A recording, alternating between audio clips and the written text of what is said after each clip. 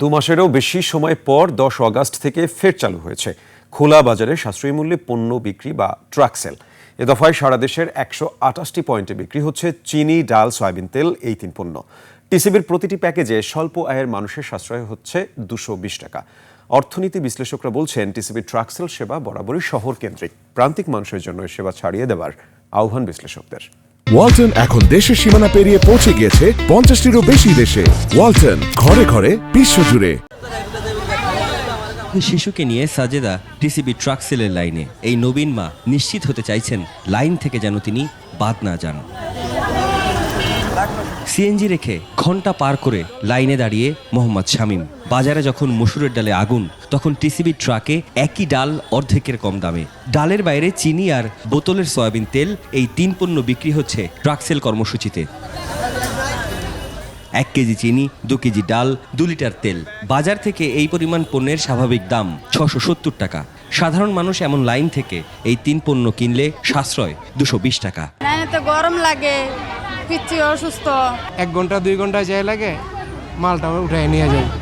কারণ বর্তমানে তো ভাই তেলের দাম প্রচণ্ড। আর চালটাও খুব দরকারি, চালটা দিলে ভালো হয়। গরিবের জন্য পেঁয়াজটা বাইরের দাম বেশি, যদি এখানে পিসিবিতে পেঁয়াজটা দিত তাহলে আমাদের জন্য উপকার হতো। তবে গরিবের সাশ্রয়ের এই উদ্যোগ নিয়ে নানা অভিযোগ রয়েছে। যেমন তেজগাঁও কলোনি বাজার এলাকার এই ট্রাকের কার্যক্রম ঘিরে দেখা গেল কেউ কেউ লাইনে না দাঁড়িয়ে কিংবা টোকেন না নিয়েই পণ্য নিচ্ছেন। অভিযোগ আছে অনেকেই এখান থেকে পণ্য কিনে পরে বিক্রি করে দেন। এখান থেকে টোকেন নেই, এখান থেকে মাল দেয়। আমরা গেছি, আমি অসুস্থ, আমার কাছে টোকেন নাই।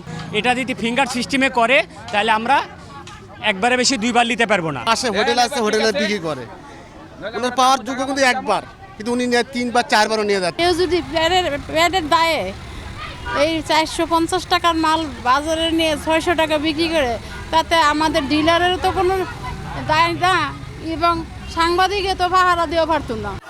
128টি এমন পয়েন্টে 500 করে পণ্যের প্যাকেজ বিক্রি করছে টিসিবি। সেই হিসেবে অন্তত 64,000 মানুষ রোজ পণ্য নিতে পারেন, যার বাজার মূল্য দাঁড়ায় 2,88,00,000 টাকা। সেই হিসেবে সরকারের রোজ এই ট্রাক সেলের মাধ্যমে ভর্তুকির পরিমাণ অন্তত 2,74,80,000 টাকা। খাদ্য মূল্যস্ফীতি কিছুটা কমেছে বলে আমরা শুনতে পাচ্ছিলাম বিবিএস এর ডেটাতে, কিন্তু ট্রাক সেল যখন হয় মানুষ কিন্তু উপচে পড়ে ওইখান থেকে পণ্য কেনার জন্য। তার কারণ তাদের কিন্তু জীবন মানে একেবারে দরিদ্র মানুষ বা সীমিত আয়ের মানুষের জীবনে কিন্তু নাভিশ্বাস উঠে গেছে। তো এই অবস্থায় আমি মনে করি যে এই ট্রাক সেলটা বাড়াটা খুব ইম্পর্টেন্ট। ছুটির দিন বাদে 10 আগস্ট থেকে সারা দেশে শুরু হওয়া এই ট্রাক সেল ঢাকায় চলবে 13 সেপ্টেম্বর পর্যন্ত। তবে ঢাকার বাইরে ট্রাক সেল আরও আগে 31 আগস্ট শেষ হবে।